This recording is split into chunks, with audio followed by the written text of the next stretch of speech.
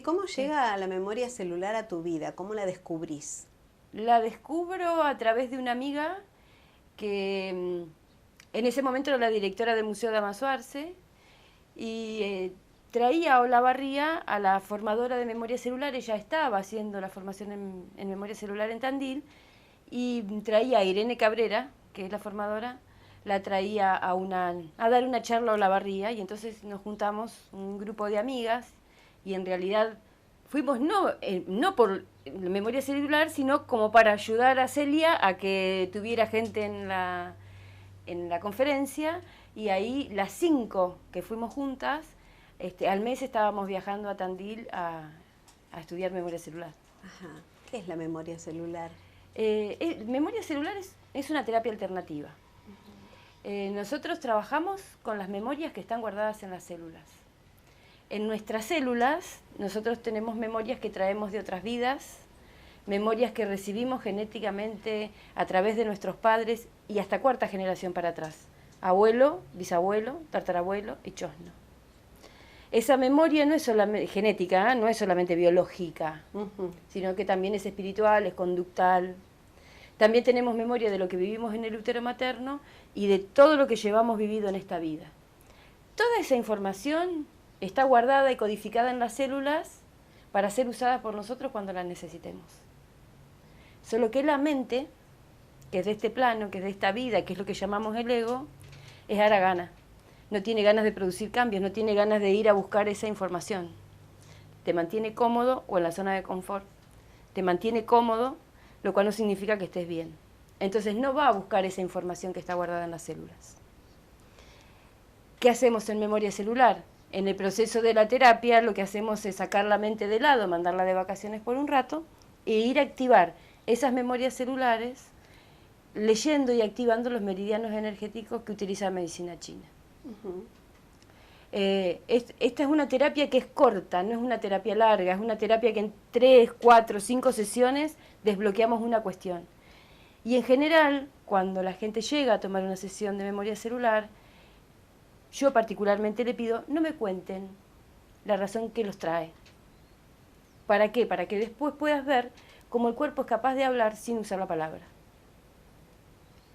Si yo preguntara cuál es la razón que te trae, seguramente me vas a contar que tenés este problema por esto, por aquello, por lo otro, que no lo estás pudiendo resolver. Y seguramente todos esos porque son las excusas que la mente tiene para no ir a buscar la verdadera razón del problema. Y a veces la mente me hace creer que este es el problema, y el problema está en otro lado.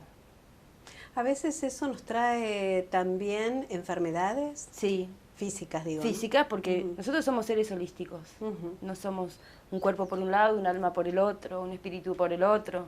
Somos holísticos. Entonces cualquier bloqueo a nivel emocional o espiritual siempre va a manifestar el síntoma a través de la enfermedad. Claro. A través de la enfermedad, desde las más simples a las más complejas.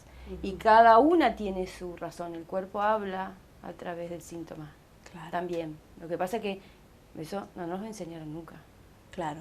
A nosotros nos enseñaron a construirnos a partir de la mirada del otro. De la mirada del otro. Y no de mirarnos a nosotros mismos primero. No de saber quiénes somos, lo que hablábamos hace un ratito, ¿no? De esto de vivir 180 grados al revés. De siempre identificarnos para que nos reconozcan desde la afuera, con un nombre, con una profesión, con lo que fuera. Si te preguntan vos quién sos, das tu nombre o decís yo soy una mujer, o soy un hombre, o no sé, cualquier elección sexual que tengas, o podés decir tu profesión o dónde vivís. Pero todo eso nada más son datos para ser identificados desde la afuera. No nos enseñaron a vivir 180 grados al revés. Que es primero saber quiénes somos nosotros realmente, quiénes somos en nuestra propia esencia, para después poder salir para afuera. Y eso hace que continuamente estemos buscando la solución a todos nuestros problemas ahí afuera. Y por ejemplo, todo aquello que es transmitido de generación en generación como un rótulo, como un paradigma, ¿no? Sí. También nos hace vivir de una manera que quizás no es la que nosotros hubiésemos elegido, No. ¿no? Bien, el tema de lo que recibimos generacionalmente, a veces, nosotros en memoria celular hacemos recesiones de edad. Ajá. Es decir, es como una regresión, pero consciente, o sea, no a través del proceso de la hipnosis. Y podemos ir hasta 7 vidas para atrás o 4 generaciones para atrás, al útero o a donde marque que se instaló. Es decir, cuando una persona llega con una cuestión, algo que no está pudiendo resolver, nosotros le preguntamos al cuerpo en qué momento se instaló. Si viene de una vida pasada, si es generacional, si es del útero o es de esta vida. Y vamos a ese lugar. Y lo generacional está muy marcado a veces. Claro.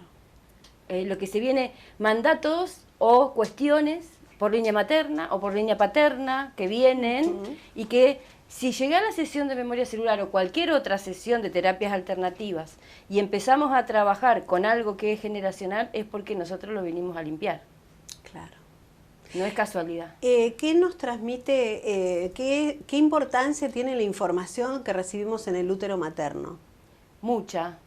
En el útero materno nosotros pasamos por 4 matrix o por 4 estadios. En esos estadios el alma sube y baja hasta que se instala. Y cuando se instala, depende en qué matrix se instale, es lo que vinimos a aprender. Pero también cualquier otra cuestión que haya influenciado a la madre o que hayamos vivido en el útero materno, como por ahí no haber sido deseados o haber querido ser abortados o una situación emocionalmente fuerte que vivió la mamá, eso queda marcado. Queda marcado. Cuando la gente viene a memoria celular y está trabajando algo que se instaló en el útero, generalmente tiene que recurrir a la información familiar si es que no la tiene, y ahí es sorprendente. Claro. Como también es sorprendente cuando la gente o cuando las personas tienen una situación instalada en el proceso, en el momento de la salida del canal uterino. Ajá. ¿Sí? Hay personas que han podido describir la sala de parto. Colores, aromas, personas, las chaquetas de las personas, si había corridas o si estaba todo tranquilo. Entonces, esa información a veces las personas las tienen y cuando no las tienen tienen que recurrir a buscar información y después se sorprenden. Claro. O algo que ocurrió, alguna enfermedad o algo que ocurrió y que no la tenían, y cuando vuelven a la historia que las madres les cuentan, ahí encuentran. ¿Qué pasa con aquel que no se puede hacer de esa información? Y nosotros la tratamos de... acá la vamos a desarmar, vamos a decodificar para volver a codificarla como corresponde. Lo importante es que lo que pasa ahí en ese momento es que esa persona nunca va a saber cómo fue realmente. Claro. Pero quedó, ya está, y nosotros más allá de lo que esa persona después se entere o no, ya está, ya lo hicimos. El trabajo está hecho Ya y está el desbloqueo hecho. se... Y el desbloqueo, sí, Claro. y el desbloqueo se produjo. ¿Qué pasa con la gente que no busca todo esto? Que a lo largo de la vida, o sea, ¿qué nos pasa cuando nosotros desconocemos que existen estas cosas, o no nos abrimos, o no creemos? Y ¿cómo va transcurriendo esa vida? En general, yo siempre por ahí digo, no se entera. Hay personas que han sufrido un montón o que viven sufriendo, que viven repitiendo y repitiendo y repitiendo y nunca se hicieron la pregunta. Claro. O nunca buscaron por afuera. ¿Por qué? O porque no tuvieron la información, porque no todos tenemos acceso a todo, o porque no tuvieron el permiso, porque no era el momento en que se tenían que despertar, porque era lo que tenían que vivir para pasar a la otra vida, o porque no se entera o no se quiere enterar. Porque esto significa que uno pone todo para producir el cambio, y esos cambios, como todo aprendizaje, a veces no me gusta lo que veo, a veces duele. Pero no es que sea que esto sea un proceso de sufrimiento. No, es con que reencontrarse a uno mismo, a veces no me gusta lo que veo. Y eso va a hacer que tengan que hacer muchos cambios en su vida y a lo mejor no están dispuestos todavía. Cuando vos encontraste a esta mujer que te abrió la cabeza, que en esa charla, Irene, que vos dijiste, bueno, esto tengo que hacerlo, quiero saber más. Sí. ¿Cómo fue tu camino después de crecimiento en esto? En realidad el camino empezó antes. Antes. El camino empezó en el 2005. A mí me declaró un hipotiroidismo, que me alteró mucho en el carácter. Entonces, una amiga, que es como una hermana, en ese momento me dice, vos tenés que ir a hacer Reiki. Vos tenés que tomar sesiones de Reiki. Yo no sabía no sabía lo que era. Claro. Entonces, un día me vino a buscar, un día que yo estaba muy mal, me vino a buscar, fuimos a una sesión de Reiki que era grupal, pude intercambiar con otras personas, conocí una maestra Reiki, quise ir al lunes siguiente, y al tercer lunes que fui, pedí la iniciación en Reiki 1. Y ahí empezó, el 5/5 del 2005. Ahí me inicié en Reiki 1, antes de ese fin de año, en junio, surgió en mí la necesidad de aprender a hacer masajes en los pies. Y bueno, ahí aprendí a hacer masajes no solamente en los pies, sino en todo el cuerpo, que es un masaje bioenergético. Y porque aparte aparecía solito claro. Empezó a aparecer el camino. Encontré leyendo el diario a alguien que conocía desde hace años y que esa mujer era la que estaba dando los cursos de masaje. Y después siguió el año y me encuentro con la ex mujer de un compañero de trabajo que es maestra de Reiki, y entonces ella me dio el segundo nivel de Reiki y la maestría, y había empezado ya a tomar clases de yoga con otra gran profesora que hay en Olavarría, y la mujer que me dio el curso de masajes me dijo que tenía que iniciar el camino de yoga, que tenía que estudiar el instructorado de yoga. Y entonces ahí hice el instructorado de yoga de la escuela de Bidondo, acá en Olavarría. Y eso era 2007. Terminé el 2007 con el instructorado de yoga, había hecho ya todo ese trabajo antes. Y el principio de 2008 fue cuando conocí a Irene en la charla. Entonces, ahí, en vez de hacer el profesorado de yoga, me fui a hacerlo de memoria celular. Y ahí empezaste después a ponerlo en marcha, digamos, con gente. Con gente. Empecé a trabajar enseguida. Enseguida empecé, cuando Irene nos habilitó para que pudiéramos empezar a trabajar, empecé a atender en el espacio de esta profesora de yoga que fue mi profesora de yoga primero, y después me abrió su espacio para que yo pudiera dar clases y empezar a trabajar con todo esto. Empecé trabajando ahí. Durante todo el año 2008 trabajé con Magdalena, y ya el principio de 2009 ya me dediqué a atender acá. Pero ese año 2009 fue de también empezar a trabajar, que la palabra que ya te dije que no me gusta trabajar, pero conmigo misma. Uh-huh. Es decir, hacer otro montón de terapias o de trabajos conmigo misma, para mí. Claro. Trabajar conmigo. Y que eso además te da otro crecimiento y otra mirada. Claro. Primero, el autoconocimiento. Cuando vos empezaste a compartir con la gente todos estos conocimientos tuyos, ¿no? Y empezaste a saber estos cambios. ¿Qué fue lo que más te sorprendió? Eso, de entrada, ¿no? De entrada, en la charla que dio Irene, de entrada me sorprendió lo que estaba haciendo y lo que la gente estaba... Ella tomaba gente que estaba en la conferencia para demostrar lo que estaba haciendo. Y ahí ya, sí, no, esto es impresionante. Y después, al empezar a trabajar, cuando la gente viene y te dice, no sabes, esta semana fue diferente, noté estos cambios, noté esto, noté lo otro. Y eso es como una alegría muy grande, uno siente como una alegría muy grande, y eso hace que permanentemente yo esté trabajando mi ego. Claro. Y de entender que no soy yo.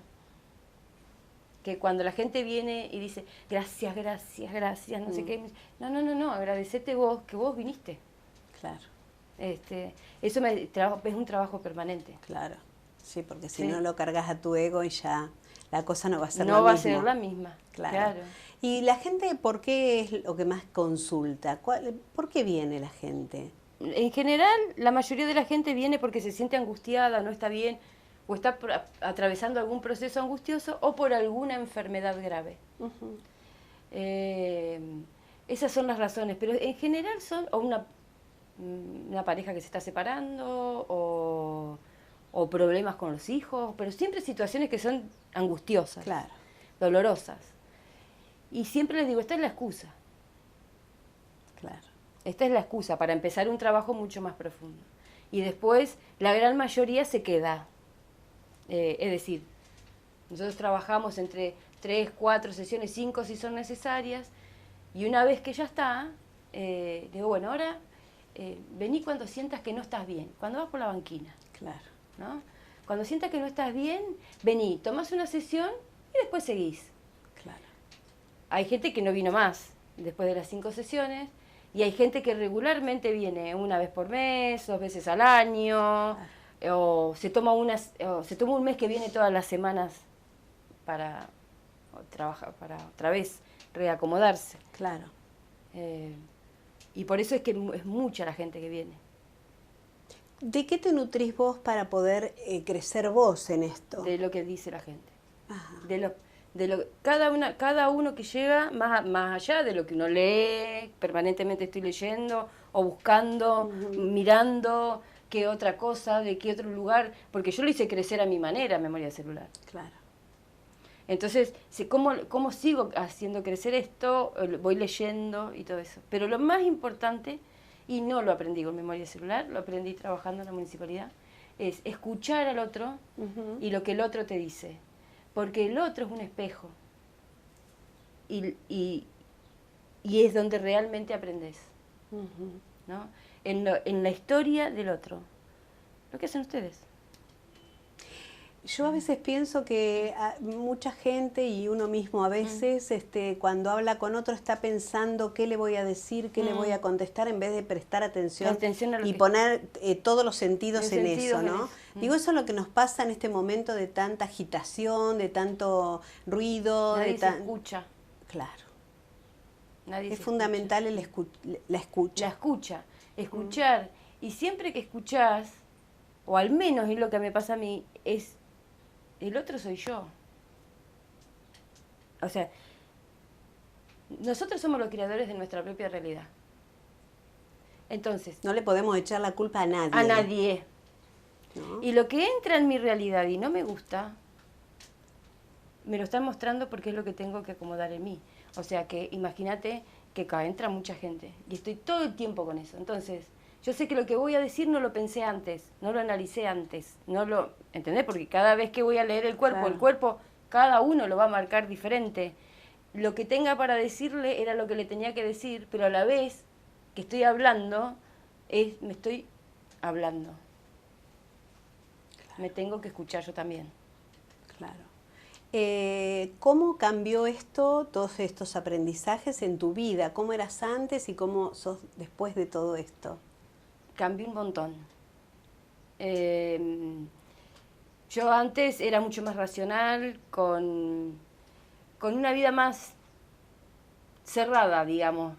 Igualmente soy ariana aventurera, entonces me gusta subir la montaña, bajar la montaña, bueno. Pero buscaba mal. O buscaba donde no tenía que buscar, o no tenía la posibilidad en algunos momentos de poder buscar, ¿no? Entonces, cuando llegó el momento, que el momento yo creo no fue 2005, porque 2005 es cuando empecé con este tema. En el 2003, con mi hijo hacemos un viaje al sur. De un familiar que nos invita a un primo de mi mamá que nos invita a ir a Calafate durante 15 días. Ahí empezó el viaje. Claro. Cuando salimos los dos, nos fuimos los dos solos de acá, y ahí empezó el viaje. El mío y creo que el de mi hijo también. Empezar a despegar. Después el síntoma que fue el hipotiroidismo, el no decir, el no hablar, el padre, lo que tengo trabado acá, ¿sí? Lo que no se dice, lo que no se habla. Eso porque venía el volcán haciendo erupción, pero no... Claro. Ahí cuando se te declara la enfermedad, sí.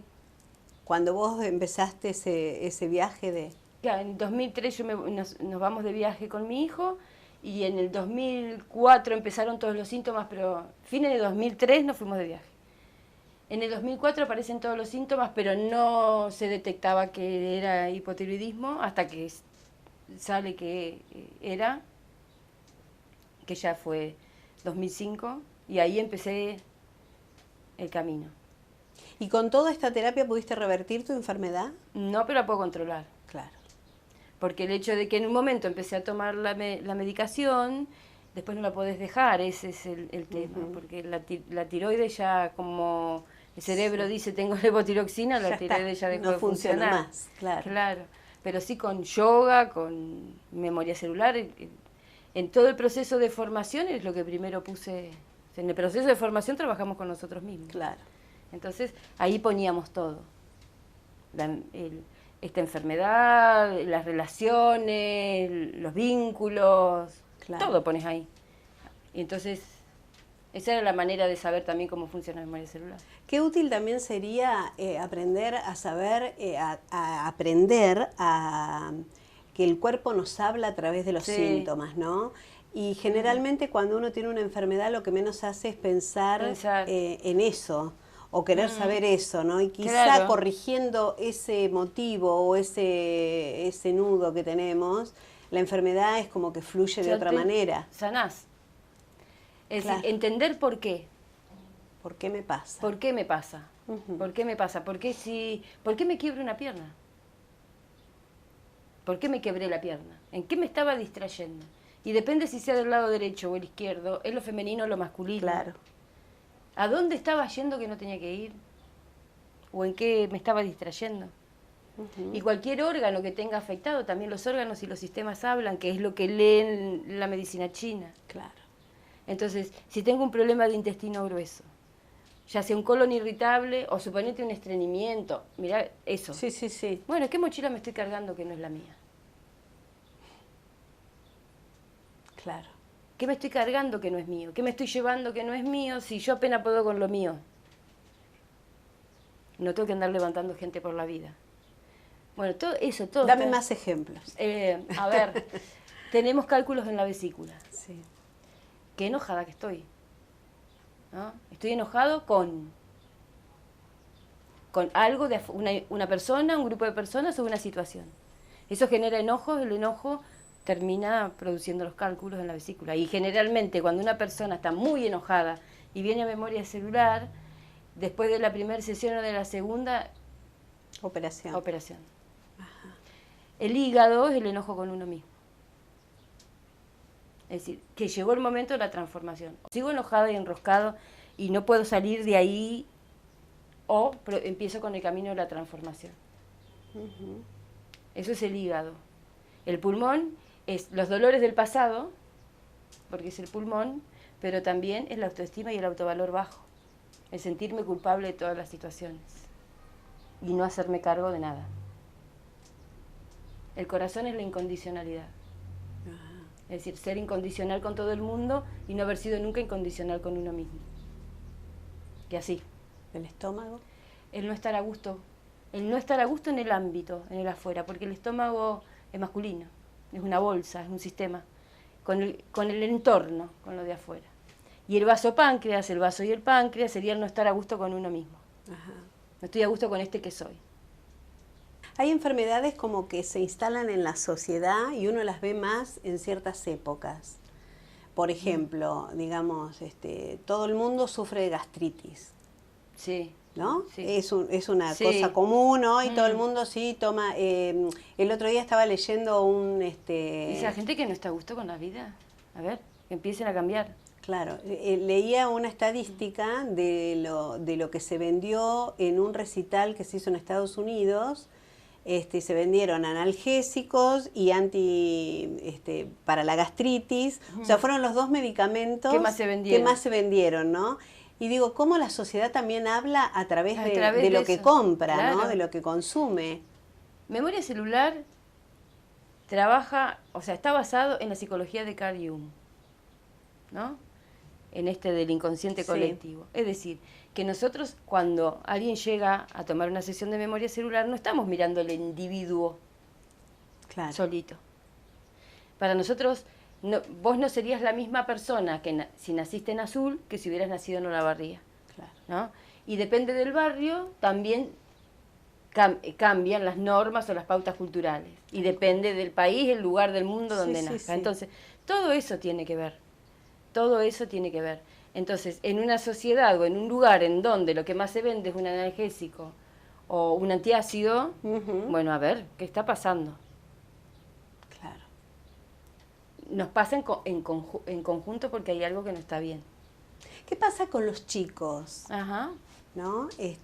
Pueden empezar a trabajar esto desde pequeños. A partir de los 10 años. A partir de los 10 años. ¿Por qué no antes? Porque la terapia implica un trabajo con el tono muscular. Ajá. Pedirle a la persona el tono muscular y nosotros trabajamos moviendo los brazos o las piernas o lo que fuera. Tiene que saber entender qué es el tono muscular. Claro. Entonces, si no lo puede entender, no vamos. Entonces, arrancamos a partir de los 10 años. Claro. Y embarazadas, después del tercer mes de embarazo. Ujú. En los niños es importante porque cuanto antes uno se saca esas mochilas, más sano y mejor Sí, vive, ¿no? Sí, y es lo más lindo trabajar con los chicos. Claro. Sí. Incluso, por ejemplo, esto también sirve a la hora de poder decidir una carrera cuando Sí. uno termina un secundario, ¿no? Se me Sí. van ocurriendo cosas que Sirve uno puede aplicar para esto. lo que se te ocurra. Claro. Lo que pasa que te da el rumbo, o sea, te abre el camino.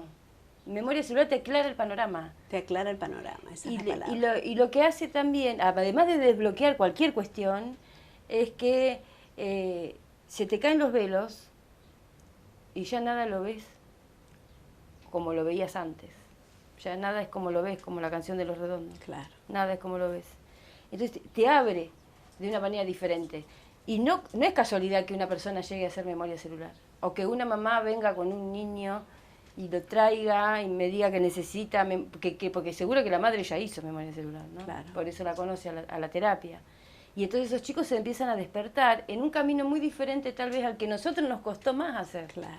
Hasta que descubrimos que estaba ahí, que no había que tener miedo para meterse por eso, y que es un camino de ida. O sea, Claro. estos caminos son sin retorno. Claro. Uno cada vez quiere estar mejor, ¿no? Claro, mejor. Porque en la medida que uno consigue la calidad de vida no quiere volver a lo de antes. ¿Qué pasa con el entorno? Supongamos, yo soy una persona que me gusta hacer estas cosas, estas terapias alternativas, me gusta indagar en mí, me gusta modificar. Pero ¿qué pasa cuando vivo en una casa que mi entorno no modifica nada? ¿Me tengo que ir? Después verás. Claro, en realidad... Porque a veces es difícil cuando no es compatible, por ejemplo, Sí. en una pareja o con los hijos o lo que sea, implementar algunos cambios y que esos cambios sean aceptados, ¿no? Sí, bueno, ya después es un problema del otro. Claro. Si cuando una persona llega porque tiene necesidad de estar bien y de empezar el proceso de transformación, una terrible necesidad de estar bien, y la persona empieza a estar bien, esa energía se emana primero, Ajá. ¿no? Entonces, seguramente las relaciones en el entorno van a cambiar para bien. ¿Por qué? Claro. Porque la persona que vuelve con menos niveles de ansiedad, más tranquila, con menos demanda, porque a veces nosotros demandamos y el proceso tiene que ser. Entonces, bien, y ya arrancó y va por un camino, y si los demás no lo pueden entender, no es un problema de la persona que hizo la terapia, es el problema del otro. Se lo están poniendo adelante, a ver, Claro. despertate vos también. En Claro. general es en conjunto. Uno transmite eso y el otro se contagia. Y el otro sí, o pide de venir, Claro, o no entiende qué pasó con la esposa, o qué pasó con el marido, claro. o qué le pasa a mi mamá, o las hijas traen a las mamás, Claro, claro. o te voy a traer a mi papá, o suelo atender familias enteras. ¿Vienen más mujeres o más hombres? Da igual, Igual. Sí. El hombre también está en un cambio, en una Sí, búsqueda que antes no lo que estaba, no, ¿no? Eso Sí, se nota se lo permite también. más, Claro. se lo permite más. Se abre más, hay resistencia, Sí, es sí, mucho sí. más resistente, pero cuando se abre el hombre hace los cambios más rápido que las mujeres. Ajá. Pero sí, es igual, 50 y 50. Ujú. Esto hay que aclarar que esto no pertenece a ninguna religión, que no, ninguna son religión. terapias alternativas. Terapias alternativas. Si son terapias alternativas tan beneficiosas, ¿por qué los médicos cuando ven una persona con enfermedades profundas, con enfermedades que realmente tienen que hacer cambios en su vida, no aconsejan o no trabajan en conjunto? ¿O sí trabajan? En general es por desconocimiento. Ajá. Pero a mí me ha tocado, y agradezco eso, atender psicólogas, es decir, Sí. a ver, primera vez, un amigo, muy amigo, viene a hacer memoria celular y la psicóloga que lo estaba atendiendo durante años se da cuenta que en él hay un cambio. Ujú. Entonces le cuenta que está haciendo memoria celular. Un día me piden un turno y viene la persona, una mujer, a tomar la sesión de memoria celular y a mitad o un poco más de la mitad de la sesión me dijo, yo soy psicóloga y soy la psicóloga de fulano de tal. Bueno, sigamos, estamos viendo lo mismo pero de distintos lugares. Claro. Vino ella, el marido, y ahí empezó a mandar amigas de ella psicólogas.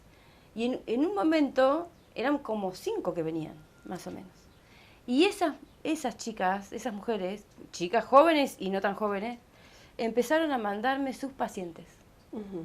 Entonces podíamos trabajar en conjunto y ver que hay una manera más rápida de resolver. Varias de ellas dijeron, vamos a dejar de hacer consultorio porque es viejo ya. Claro. Y médicos que por curiosidad vinieron y siguieron viniendo, pediatras, oftalmólogos, clínicos, Claro. y que obviamente mandan a sus pacientes a tomar sesiones de memoria. Los psicólogos tienen una apertura hacia lo que es el Reiki, lo que es estas terapias alternativas, ¿no? ¿Qué pasa con las religiones? En general, Porque, por ejemplo, el Reiki en religión católica, la más Sí. grande, digamos, no es aceptado. en general no lo aceptan. Ujú. No lo aceptan cuando en realidad si se ponen a mirar la propia historia, el Reiki está instalado Desde desde Jesús. Jesús. Claro. Sí. Las más resistentes son estas corrientes evangélicas Ujú. Que no de ninguna manera han venido. A decirte, Pastoras, claro. pastores, a tomar sesiones. A tomarse Pero más para ver cómo es, Ah. porque muchos de la gente que iba a la iglesia venía a tomar sesiones de memoria celular y producía cambios. Claro. Por ejemplo, en cuanto al Reiki, ellos sostienen que el Reiki mueve energías, ¿no? Sí. Y que puede en ese movimiento de energías entrar energías negativas en la persona. No, jamás. Claro. No sé, me gustaría que me lo expliques. Reiki, Rei quiere decir energía universal. Ujú. Y Ki, Chi o Prana, depende de donde te pares, Sí. es energía vital. La energía universal, llamale, ¿querés llamar Dios? Alá, llámala como quieras, Sí. o el Universo. universo. O el universo. El reikista es un medio, es un canal, que lo que hace es transmitir la energía del universo a la persona que está recibiendo, que lo va a hacer a través de los 7 chakras, a través de la imposición de manos, o de los pies, o de como fuera, Ujú. y transmite energía. El reikista es un canal, y lo que recibe es energía del universo, energía de amor y de compasión, porque fíjate lo que dice el universo. Claro. Jamás te puede hacer mal. Y jamás un reikista podría actuar para hacerle mal a ninguna persona que estuviera recibiendo reiki. Porque no somos nosotros. Claro. Nosotros somos simplemente un canal. Y jamás le puede hacer mal. El hecho de estar en contacto con la naturaleza también nos ayuda a vivir la energía de otra manera, Sí. a alinearnos, Es necesario digamos. estar en contacto con la naturaleza. Porque estamos en un mundo donde la gente permanece mucho tiempo adentro. Adentro. Conectada, con las computadoras. Lo más terrible son los adolescentes de este tiempo. Ajá, a ver, háblame. Porque los chicos de 13, 14 15 juegan. años, están todo el día con la computadora, encerrados en una habitación y no salen, no tienen ningún contacto con la naturaleza, ni interactúan con sus pares. Cada vez más individual, cada vez más individual, cada vez más dominable. Sí. ¿No? Entonces es lo que veo que asusta a veces, pero bueno, serán procesos de adaptación también. Pero ahí es donde más tenemos que trabajar con el niño en la naturaleza, que salga, que conecte, porque Que respire. que respire, claro. Igual, que respire. Claro, verde, Sí. que camine descalzo. También ahí es fundamental el rol de los padres, papás, ¿no? Porque sí. si nosotros no salimos, no acompañamos, Claro. los chicos de por sí... A veces es más cómodo que el chico esté en la habitación jugando y bueno, yo puedo hacer lo que quiera. Pero no, hay que moverlos, hay que salir, hay que llevarlos a pescar, a andar en bicicleta, hacer un montón Sí, de sí. actividades que tengan que ver con el aire, porque aparte eso les da salud. Claro, ayudarlos a interactuar, con la naturaleza, ¿no? Hay gente que, a mí me ha pasado gente de decir, nunca miro el cielo. Claro, nunca vi las estrellas. Claro. Claro. Nos pasa a los adultos también, ¿no? Con la sí. televisión y con otras cosas que te distraen, que te distraen, Claro. que te distraen. Sí, La cuestión es no distraerse. claro. Ahí Que está el punto. Hay un lugar a donde todo... y no hay que distraerse. Hay que tener claro a dónde quiero ir, a dónde voy, y no hay que distraerse. Qué difícil. Sí, con pero el bueno, bombardeo que hay. ese es el tema, es decir, qué tomo y qué dejo de lado. Claro. No digo que no te diviertas, no digo que no salgas con tus amigos, no digo eso, digo, vos tenés el objetivo ahí adelante, yo voy ahí. La historia es no distraerme. Claro. No ser rebaño, ir detrás de. Detrás de, no. Claro. Cada uno tener bien claro dónde quiere llegar, qué quiere, ni tampoco una cosa, porque si no también... Sería una religión. Sí, y sería aburrido. Pero, claro, pero sí sabés qué querés para tu vida, más o menos sabés qué querés, sabés qué querés. Y en cuanto a la relación con el otro, ¿qué tenemos que practicar? Porque nosotros, esto de aprender a mirarnos nosotros, también a veces pasa de que hay gente que se mira todo el día el ombligo y el otro no existe. No es eso aprender a mirarnos nosotros. No es eso. No. No. Eso lo tenemos que aclarar porque a veces... Claro, estoy continuamente, eso es el ego. Claro. No esa es la manifestación más clara del ego, es esa. Claro. Estoy mirándome el ombligo todo el tiempo y no me estoy dando cuenta que está pasando alrededor. Claro.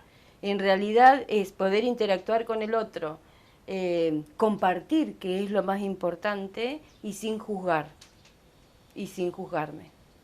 Pero sí desde el amor, desde el corazón. Cuando decimos sin juzgar, es sin opinar sobre lo que el otro me está diciendo. Es su historia, es su vida, es su manera. Su decisión. Su elección. Aunque nosotros por ahí podamos creer o saber que está equivocada, es no ser tajante con el otro, decir, no, esto va por el otro lado, sino es sin juzgar, es dejar que cada uno tiene que hacer el proceso, tiene que caminar por ahí porque lo tiene que aprender. Qué difícil es con los hijos, ¿no? Sí, es lo más difícil. Es porque uno tiene que aprender a soltarlos y sabés que se va a tropezar con la piedra y sabés, la tiene delante y no la está viendo, pero bueno, era lo que tenía que aprender. Claro. Si lo frenás, ¿qué pasa? Si le vas corriendo las piedras. Le corres las piedras, no es independiente nunca, no logra ser independiente nunca. Claro. ¿Por qué? Porque siempre está dependiendo de que le vayas corriendo las piedras, siempre necesita a alguien que le corra la piedra. Claro. Pero tienen que ser independientes, libres de pensamiento crítico. Claro. Y a la vez tener valores morales también. Sí, ¿no? por supuesto. Porque esto no quiere decir, no hay que confundir, porque cuando uno dice libertad, no hay que confundirla con el libertinaje. No. Que son dos cosas distintas. La libertad es responsabilidad. Es responsabilidad. Claro. Cuando mi hijo cambiaba de colegio, que se cambiaba de un colegio a otro, en un momento dije, bueno, basta. Porque vos no sos responsable de tus elecciones. Yo te puedo dejar elegir, pero vos no estás siendo responsable de tus elecciones, porque vas de acá para allá. Entonces ahora voy a elegir yo. Y una vez que aprendió eso, ya está. Claro. Es decir, cuando hablo de pensamiento crítico, no es la crítica por la crítica misma, sino poder decir por qué pienso de esta manera, tener sus propios argumentos para defender. Si él usa mis argumentos, va a ser yo, no él. Claro, claro. Y el tema también de los límites, ¿no? Sí. Que nosotros como padres o los adultos que están al frente de un colegio o de lo que sea, tienen que saber que los límites son necesarios. Son necesarios. Y los chicos los piden a gritos. Es decir, cuando recibo adolescentes con muchos problemas, es porque le está pidiendo que le pongan el límite, que lo frenen. Él adolece, le duele crecer. Claro. Entonces está necesitando el límite. Pero el límite no tiene que ser tampoco el extremo. El límite es a través del amor y de la educación. Claro. No hay otra manera de poner límites a un adolescente. No. Es decir, no encerrándolo ni nada, sino de sentarse y tirarte al suelo y charlar y hablar. Y ahí van los límites. Y ahora te dejo hacer esto y esto otro, pero ¿por qué no lo estoy dejando hacer? ¿Qué análisis haces, Nancy, vos de a veces de las conductas sociales? Por ejemplo, la cantidad de alcohol que se consume, el hecho de que la droga esté más potenciada en este último tiempo, que los jóvenes busquen todos estos recursos. ¿Qué análisis haces vos desde tu postura? Es difícil, pero en realidad es porque hay una terrible necesidad de abrazo, de amor, de ser querido y de ser reconocido. Cuando nos metemos por esos caminos de las adicciones, es un terrible llamado de atención a los demás. Es decir, yo estoy acá. Lo que pasa que también después eso se vuela, porque en un adolescente es eso, exactamente, y después cuando los adultos mayores ya lo están haciendo, y hoy tenés las fiestas electrónicas con el consumo es porque necesitan una felicidad que no están encontrando afuera. Cuando hablamos de esto de generalizar el alcohol, por ejemplo, el consumo de alcohol en común, chicos que vos los ves que no tienen por ahí carencias en sus casas, ¿es como una moda que los atraviesa también? Yo creo que el consumo de alcohol, mira, desde que yo era adolescente, yo creo que el consumo de alcohol siempre fue como una forma de que primero te desinhibe y después ya se te escapa. Se te escapó. Y de que pareciera que la única forma que hay de divertirse es esa, y a veces, y lo veo mucho acá, alimentada por los mismos padres, porque las previas se hacen en las casas. Claro, sí. Entonces, después nos quejamos, pero ahí también hay que poner un límite, es decir, hasta qué punto está bueno, sí, y hasta qué punto te está haciendo daño y te estás lastimando, pero siempre por el solo el hecho de llamar la atención.